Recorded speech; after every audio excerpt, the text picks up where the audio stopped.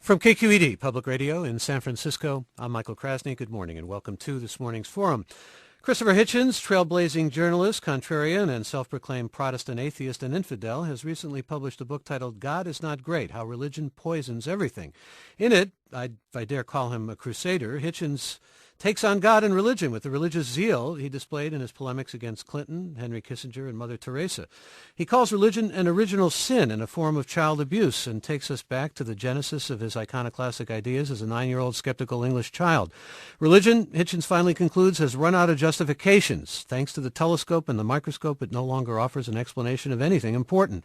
His brief against God is a strong one and a defiant one. And let me tell you a little bit about Christopher Hitchens, who's been on the show a number of times. He is contributing editor to Vanity Fair, visiting professor of liberal studies at the New School, writes for many publications, including Slate, London Review of Books, Atlantic Monthly, and the Times Literary Supplement. And other books of his include Letters to a Young Contrarian and Why Orwell Matters.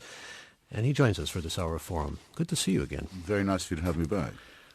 Well, where do we begin with this exegetical work of yours, hermeneutical work? Actually, you know where I'd like to begin? A little bit with the language, because I was looking at some of the reviews, and one of the reviews in Esquire said, thank God for Christopher Hitchens. Somehow when you talk about God, you wind up often using that kind of language. You use the word soul, for example. Yes. And you even one time use the word evil in a way that's associated perhaps with religion when you talk about the Old and New Testament. You can't avoid those signifiers. No, I don't think one can. There's no point in trying to do so. First, they're very important in the vernacular and in the idiom. And second, I think the word evil does describe something real, palpable. In fact, I've often thought it'd be a lot easier to argue for the existence of the devil than it would be for the existence of God. There's more proof of the devil's activity on earth than of any divine The palpability of evil. Yes. I've often felt I can actually touch it. And I tried once to...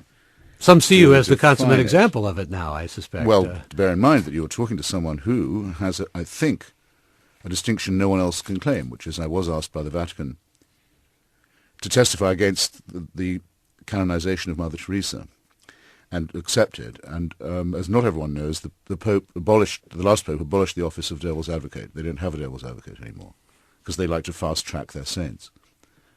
So it suddenly hit me that I was representing the devil pro bono, and I must be the only person ever to have done that. Well, let me be a little bit of an angel's advocate here, at least what in common parlance would be described as an angel's advocate, and be the contrarian a little bit with you.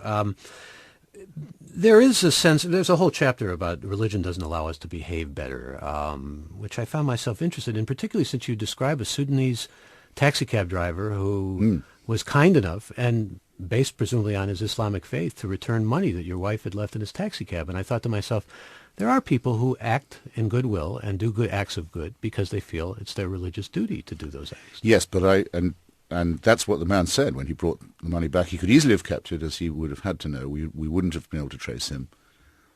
He drove a long way back into town.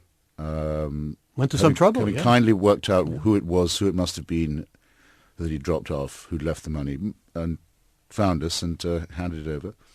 Wouldn't take... I knew it was a mistake to offer, but I felt I had to offer him 10%. He wouldn't take it. It was clearly slightly insulted by the idea. Said, no, it's my Muslim duty. A nice little story, as you might say. But I still think that religion degrades our altruistic impulses, because I would have done that, actually, and so would you. And we would have done it out of humanism and out of solidarity, because we would have hoped that the same thing would be done if it was our money. To say, well, God made me do it, is to suggest that you believe that you're going to go to heaven if you do the right thing, and you're going to go to hell if you do the wrong thing. Now, I think that's a degradation of altruism and of humanism. And yet, I was thinking about... That's why I say religion poisons everything, because even in the most intimate exchanges that can make human life possible, society possible, it's there with its rewards and punishments and its terrifying rhetoric and its inducements as well. You want a kind of pure altruism that's humanistic, but the fact is, I keep thinking about all these convicts, for example, who find religion and then suddenly they really do change their behavior. And one could argue, and I think I've heard the argument, that in fact there's more reform because of religion in prison than just about any single factor, that it is a godsend. Dare I use that? Well, if you credit that, which I know there's strong evidence for it, then you have to say that the Nation of Islam, for example, is as good as anybody else, perhaps even better, because they do a lot of this. They get people off drugs, apparently, and into their cult organization, by the way. There's a lot of proselytizing now of different kinds of Islam in the prison system, which I'm not sure we'll find is absolutely guaranteed to produce altruistic people, by the way. See, there was a new poll. But fine, so look, Scientology makes the same claims for people.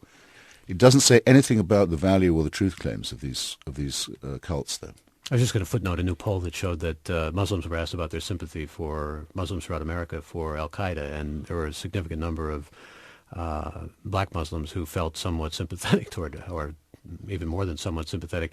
What about when you look back historically, though, at the abolition movement, and you look back at the civil rights movement? You write very favorably about Martin Luther King, even emotionally and poignantly about Martin Luther King, and the argument is often made that there really wouldn't have been the force or the passion behind those movements had it not been for religion. Yes, but that's my critique of him, because if you remember, I'm sure you do in fact remember, in his lifetime, before he became the plaster saint that he's become since, he was attacked very venomously by the right wing, by the establishment, and particularly by the FBI, for the number of secular friends, atheist, communist, socialist friends that he had in his circle, which indeed he did.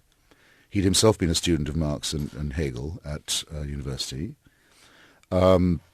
These people had already made the case for civil rights. You don't need a supernatural justification for saying that racial discrimination isn't allowed in American law, let alone in voting. Bayard Rustin, for example, great black secularist, and Philip Randolph, the guys who actually organized the March on Washington, didn't use religious rhetoric. The fact that King was able to use religious rhetoric, which was the most common rhetoric in the South, the only book everyone had in common, was obviously a great tactical advantage. But it's just as well he wasn't a real believer, because his metaphor was Exodus and the wanderings of the oppressed.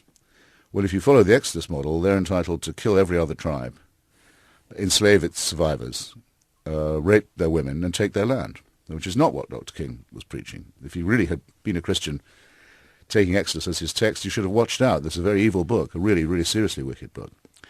So I think there's a lot to be said on that side of the case, and I'd add one more thing, which is that this assumption made by a lot of liberals that, well, somehow black politics requires the pulpit. We give it to them. We even credit the whole civil rights movement to the religious and faith-based, has meant since then that black America has been led largely by frauds and charlatans, like Jackson and Sharpton. And because they've got Reverend in front of their names, people think they must be the spokesman for black America. And this is appallingly condescending. Talking to Christopher Hitchens, and his new book is, looking at the title here, this is, of course, in the Galley God, in very small letters, is not great, and how religion poisons everything. There seems to be a kind of a zeitgeist of atheism now. I know you kind of write a little sneeringly about these brights, as they call themselves, Dennett and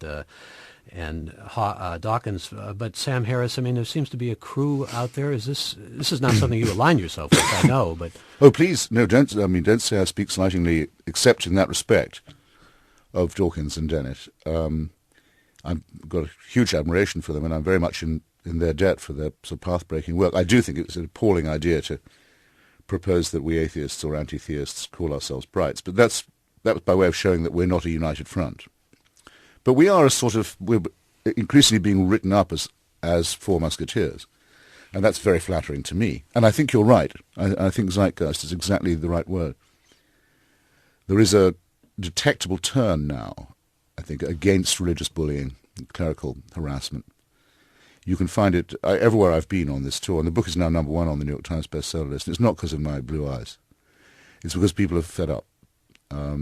You turn the page of a newspaper, and if it's not the parties of God reducing Iraq to ruins and destroying Iraqi society, it's the Iranian mullahs with their tooth fairy belief in a hidden imam who's about to return, now with additional illegal nuclear weapons added to the mix.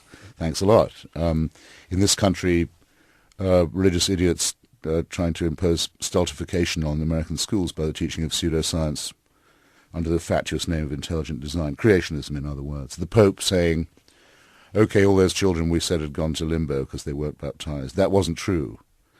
But let's talk more about hell. And while we're on the subject, AIDS in Africa is bad, but condoms are much worse. It's unbelievable.